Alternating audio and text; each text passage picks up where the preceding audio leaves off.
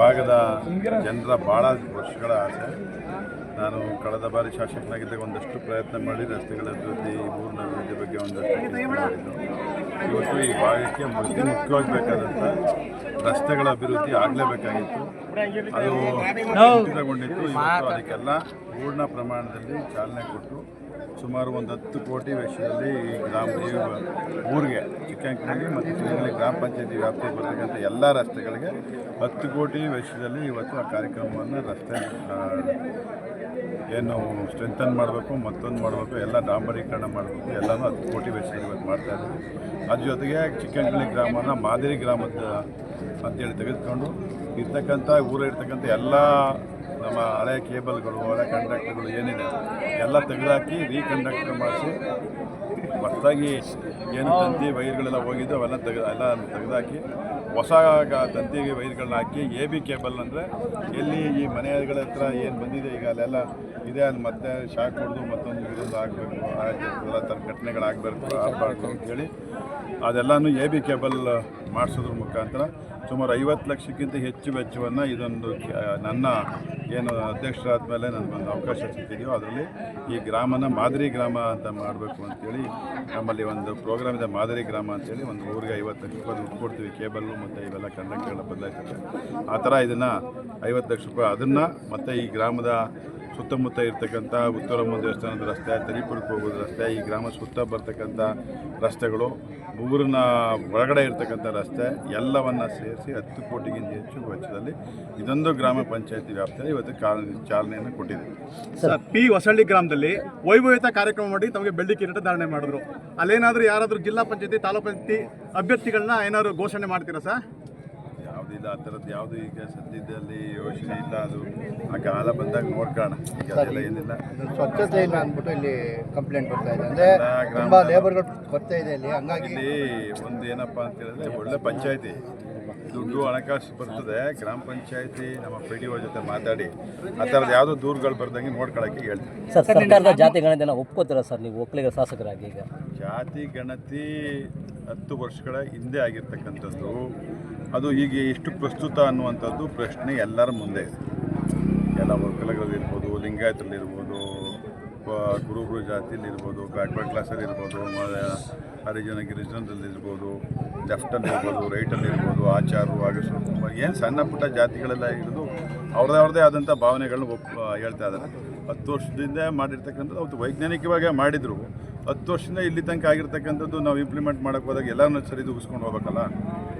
ಮತ್ತೊಮ್ಮೆ ಸರ್ಕಾರಕ್ಕೆ ನಾನು ಮನವಿ ಮಾಡೋದು ನಿಮ್ಮ ಮೂಲಕ ಏನಪ್ಪ ಅಂತ ಹೇಳಿದ್ರೆ, ಇದನ್ನು ಸರಿಪಡಿಸ್ತಕ್ಕಂಥದ್ದಕ್ಕೆ ಅಧ್ಯಯನ ಮಾಡಲಿಕ್ಕೆ ಒಂದು ಸಮಿತಿ ರಚನೆ ಮಾಡಿ ಅದಕ್ಕೆ ಕಾಲಾವಕಾಶ ಕೊಟ್ಟು ಯಾವುದೇ ವರ್ಗಕ್ಕೆ ಅನ್ಯಾಯ ಆಗದ ರೀತಿ ಕಾಂಗ್ರೆಸ್ ಪಕ್ಷದಿಂದ ಯಾವುದೇ ವರ್ಗನ ಕೈ ಬಿಡೋದಿಲ್ಲ ಅನ್ನುವಂಥ ಸ್ಪಷ್ಟ ಮಾಹಿತಿಯನ್ನು ಈ ರಾಜ್ಯದ ಜನತೆಗೆ ಕೊಡಬೇಕು ಅನ್ನುವಂಥ ಮನವಿಯನ್ನು ತಮ್ಮ ಮೂಲಕ ಮಾಡಲಿಕ್ಕೆ ಬಯಸ್ತಾನೆ. ಇದರಲ್ಲಿ ಇದು ಬ್ಯಾಕ್ವರ್ಡ್ ಕ್ಲಾಸ್ಗೆ ಮಾಡ್ತಾರೆ, ಇದು ಊರಿಗೆ ಮಾಡ್ತಾರೆ, ಅವ್ರಿಗೆ ಮಾಡ್ತಾರೆ ಅನ್ನುವಂಥದ್ದು ಯಾವುದೇ ಕಲ್ಪನೆ ಬರಬಾರ್ದು. ನಮ್ಮ ಜನರ ಮನಸ್ಸಲ್ಲಿ ಒಂದು ಏನಿದೆ ಅಂತ ಹೇಳಿದ್ರೆ ಆ ಕಲ್ಪನೆ ಈಗ ಬಂದ್ಬಿಟ್ಟಿದೆ. ಆ ಕಲ್ಪನೆ ಹೋಗ್ಲಾಡಿಸ್ಲಿಕ್ಕೆ ಏನು ನಮ್ಮ ಸರ್ಕಾರದ ನೇತೃತ್ವ ವಹಿಸಿರ್ತಕ್ಕಂಥ ಸನ್ಮಾನ್ಯ ಮುಖ್ಯಮಂತ್ರಿಗಳು, ಉಪಮುಖ್ಯಮಂತ್ರಿಗಳು ಬೇಗ ಇದಕ್ಕೆ ತಾತ್ವಿಕವಾದಂಥ ಒಂದು ಫುಲ್ ಸ್ಟಾಪನ್ನು ಹಾಕಬೇಕು. ಅಂದರೆ ಪುನರ್ ಪರಿಶೀಲನೆ ಅಗತ್ಯ ಇದೆ ಅಂತೀರಾ ಸರ್? ಇದು ಸಮಿತಿ ಜಾತಿ ಗಣತಿಗೆ ಅದು ಫಸ್ಟು ಒಂದು ಸಮಿತಿ ಮಾಡಬೇಕು. ಯಾವ ಕ್ರೈಟೀರಿಯಾಗಳು ತೆಗೆದುಕೊಂಡಿದ್ದಾರೆ, ಯಾವ್ಯಾವ ಮಾನದಂಡನ ಮಾಡ್ಕೊಂಡಿದ್ದಾರೆ ಅಂತ ಒಂದು ಪರಿಶೀಲನೆ ಆಗಬೇಕು. ಜೊತೆಗೆ ಅವತ್ತು 10 ವರ್ಷದಿಂದ ಮಾಡಿರ್ತಕ್ಕಂಥ ಜಾತಿ ಗಣತಿ ಇವತ್ತಿಗೆ ಅದನ್ನು ಅನ್ವಯ ಮಾಡೋದು ರೀತಿಯಲ್ಲಿ ಯಾವ ರೀತಿ ಅದನ್ನು ಪರಿಣಾಮ ಬೀರ್ತದೆ ಅನ್ನುವಂಥ ಅಧ್ಯಯನ ಮಾಡಬೇಕು. ಅದು ಅಧ್ಯಯನ ಮಾಡಿ ಯಾವುದೇ ವರ್ಗಕ್ಕೆ ತೊಂದರೆ ಆಗದೆ ಯಾವುದೇ ರೀತಿ, ಒಕ್ಕಲಿಗರಾಗ್ಬೋದು, ಲಿಂಗಾಯತರಿಗಾಗ್ಬೋದು, ಯಾವುದೇ ಬ್ಯಾಕ್ವರ್ಡ್ ಕ್ಲಾಸ್ಗೆ ಆಗ್ಬೋದು, ನಾವು ಕಾಂಗ್ರೆಸ್ ಪಕ್ಷ ಕಾಂಗ್ರೆಸ್ನಿಂದ ತೊಂದರೆ ಆಯಿತು, ನಾವು ಆ ವರ್ಗಕ್ಕೆ ತೊಂದರೆ ಕೊಟ್ಟಿಲ್ಲ ಅನ್ನುವಂಥ ಮಾಹಿತಿ ತಲುಪಿಸ್ಬೇಕು. ಆ ನಿಟ್ಟಲ್ಲಿ ನಾವು ಕಾರ್ಯತತ್ಪರರಾಗಬೇಕು ಅನ್ನೋ ನನ್ನ ಮನವಿ. ಎಲ್ಲ ಒಂದು ಕಡೆ ಮುಸಲ್ಮಾನರಿಗೆ ಓದೋಕ್ಕೆ ಜಾಸ್ತಿ ಆಗ್ತಾ ಇದೆ ಕಾಂಗ್ರೆಸ್ ಸರ್ಕಾರದಿಂದ ಅಂತ ಒಂದು ಬಗ್ಗೆ ಎಲ್ಲ ಸರ್ಕಾರ ಬಂದಾಗ ಎಲ್ಲರ ಬಗ್ಗೆನೂ ಓಲೈಕೆ ಇದೆ. ಈಗ BJPಯವ್ರು ಬಂದಾಗ ಬ್ರಾಹ್ಮಣರ ಬಗ್ಗೆನೇ ಮಾತಾಡ್ತಾರೆ ಅಂತಾರೆ. ಅದಕ್ಕೆ ಹೇಳೋಕ್ಕಾಗಲ್ಲ. ಯಾರು ಮುಂದವ್ರೆ, ಯಾರು ನೊಂದಿರ್ತಾರೆ, ಯಾರು ಕಷ್ಟದಲ್ಲಿದ್ದಾರೆ, ಯಾರು ಬಡವರು ಇದ್ದಾರೆ, ಅವ್ರ ಪರಾಸ. ಕಾಶ್ಮೀರದಲ್ಲಿ ಗುಂಡಿನ ದಾಳಿಯಾಗಿ ಕರ್ನಾಟಕದ ಅತ್ಯಂತ ವಿಷಾದನೀಯ ಸಂಗತಿ. ಕಾಶ್ಮೀರದ ಬಗ್ಗೆ ನಮ್ಮ ಸನ್ಮಾನ್ಯ ಪ್ರಧಾನಮಂತ್ರಿಗಳು ಭಾಳ ಅತಿಯಾದಂಥ ಆತ್ಮವಿಶ್ವಾಸ ಇವತ್ತು ಅವರಿಗೆ ಉತ್ತರ ಕೊಟ್ಟಿದೆ ಅನ್ನುವಂಥದ್ದು ನನ್ನ ಭಾವನೆ. ಅವರ ಅತಿಯಾದಂಥ ಏನು 370J ಏನು 370 ಏನು ತೆಗೆದ್ರು ಅಲ್ಲಿಂದ ಅದನ್ನು ಮಾಡೋಕ್ಕೆ ಮುಂಚೆ ಎಲ್ಲನೂ ಯೋಚನೆ ಮಾಡಬೇಕಾಗಿತ್ತು. ಈಗ ತೆಗೆದುಬಿಟ್ಟಿದ್ದಾರೆ. ನಾವು ನಮ್ಮ ಅಸ್ತಿತ್ವವನ್ನು ಉಳಿಸ್ಕೊಳ್ಬೇಕು ಅಂತ ಹೇಳಿದ್ರೆ ಬಿಗಿಯಾದ ಕಾನೂನು ಕ್ರಮಗಳಾಗಬೇಕು. ಇದರಲ್ಲಿ ಯಾವುದೇ ರೀತಿಯ ಇದಕ್ಕೂ ಒತ್ತಡಕ್ಕೂ ಬಲಿಯಾಗದೇ ಇದ್ದರೆ ಕೆಲಸ ಮಾಡಬೇಕು ಅನ್ನೋಂಥದ್ದು ಸನ್ಮಾನ್ಯ ಪ್ರಧಾನಮಂತ್ರಿಗಳಲ್ಲಿ ನಾನು ವಿನಂತಿ ಮಾಡ್ತೇನೆ. It's a failure of the central government. ಏನು ಅಮಿತ್ ಶಾ ಮತ್ತು ಪ್ರಧಾನಮಂತ್ರಿಗಳ ನೇರ ಹೊಣೆ ಆಗ್ತಾರೆ ಅನ್ನುವಂಥದ್ದು ನನ್ನ ಭಾವನೆ. ಸರ್ ನಿಮ್ಮ ಪ್ರಕಾರ ಹಾಗಾದ್ರೆ 370 ಆ್ಯಕ್ಟ್ ತೆಗೆದಕ್ಕೆ ಈಗ ಒಂದು ಘಟನೆ ಆಗಿದೆ. ಈಗ ನೀವು ಭಾವನೆಗಳನ್ನ ಅರ್ಥ ಮಾಡ್ಕೊಂಡು ತೆಗಿಬೇಕು. ಭಾವನೆಗಳು ಅರ್ಥ ಮಾಡ್ಕೊಂಡು ಜನರ ಮನಸ್ಸನ್ನು ನಾವು ಇವತ್ತು ಏನು ಜಾತಿ ಗಣತಿ ಮಾಡೋದ್ರಿಂದ ಯಾರಿಗೆ ತೊಂದರೆ ಆಗ್ತದೆ, ಯಾರಿಗೆ ತೊಂದರೆ ಆಗೋದಿಲ್ಲ ಅಂತ ಏನಾರು ಯಾರಿಗಾರು ಗೊತ್ತಿದೆಯಾ? ಸಾಮಾನ್ಯ ಜನಕ್ಕೆ ಗೊತ್ತಿದೆಯಾ? ಸಾಮಾನ್ಯ ಜನರಿಗೆ ಅದ್ರ ಮಾಹಿತಿ ಇದೆಯಾ? ಒಂದೇ ನಮ್ಮಂಥ ರಾಜಕಾರಣಿಗಳು ಅವ್ರನ್ನ ತೀರಿಸ್ತೀವಿ. ಮಾಧ್ಯಮದಲ್ಲಿ ಏನು ಬರ್ತದೆ ಚರ್ಚೆಗಳೇ ಒಂದು ಅಂತಿಮವಾದಂಥ ನಿರ್ಧಾರಗಳು ತಗೊಬಿಡ್ತಾರೆ. ಈಗ ಮಾಧ್ಯಮದಲ್ಲಿ ಬರ್ತಕ್ಕಂಥದ್ದು ಚರ್ಚೆಗಳ ಮುಖಾಂತರ ಮಾಹಿತಿ ಗೊತ್ತಾಗಲಿ ಅನ್ನುವಂಥ ಒಂದು ಮಾಧ್ಯಮದವರು ಪ್ರಯತ್ನ ಪಟ್ಟರೆ ಅದು ಯಾವ ರೀತಿ ಬಿಂಬಿಸ್ತದೆ, ಯಾವ ರೀತಿ ಜನರ ಮೇಲೆ ಒಂದು ಆಕ್ರೋಶಕ್ಕೆ ಪರಿಣಾಮ ಆಗ್ತದೆ ಅಂದರೆ ಈ ಸರ್ಕಾರ ಇದ್ರ ವಿರೋಧ, ಒಕ್ಕಲಿಗರ ವಿರೋಧ, ಲಿಂಗಾಯತರ ವಿರೋಧ ಅಥವಾ ಬೇರೆ ಎಲ್ಲ ಜಾತಿಗಳ ವಿರೋಧ ಅನ್ನುವಂಥ ಮಾಹಿತಿ ನಮಗಿಂತ ಜಾಸ್ತಿ ಮಾಧ್ಯಮದಲ್ಲಿ ಸೃಷ್ಟಿ ಮಾಡಿ ಮಾಧ್ಯಮದ ಮುಂದ್ಗಡೆ ಜನ ಬೇಜಾರು.